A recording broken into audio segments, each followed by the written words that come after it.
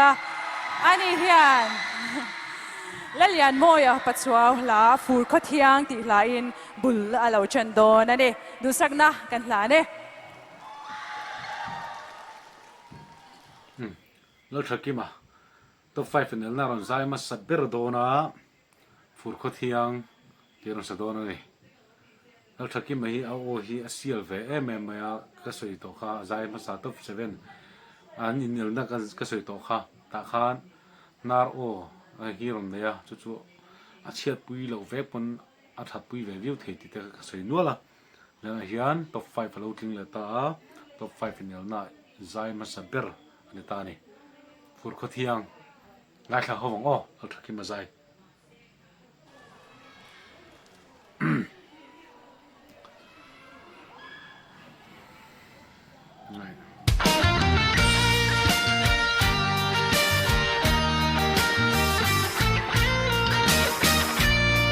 abang lo tin tin don la huang lo quy sur bang ma se bana thein nom kho har zual tu ran mo fur khothiang eng no ri ria alo her chuak le si ji tin lai ti jing tu ber ya tin tin ka hang don sang ni ya o mình ngay tir nun lui mua liam tu dòng tê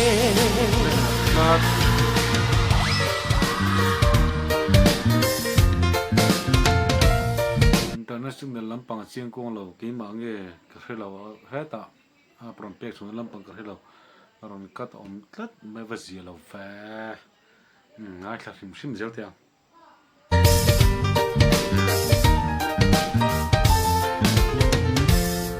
chỉ qua lo maria tên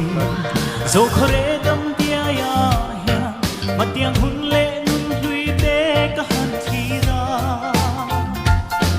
đồn vẫn say chín vong đồn việc lem đây xi lâu ya chừng nun cỡ xiêm hiền cây rong lung lại mình thắm suy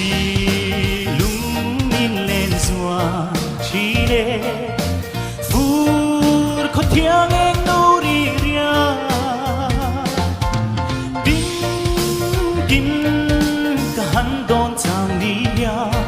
o mình ngay tir nun tui mua liam tu dòng tê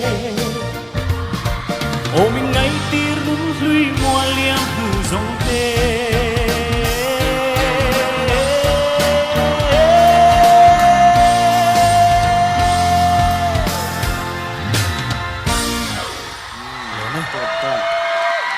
da nice khop mai mar chu lo thaki ma a zai tha tok lo ko ti ala sak ala thana fu chi lo ko ti deu lek a jani chu ar el puiten tha to si a el puiten lo zai tha view phe chonin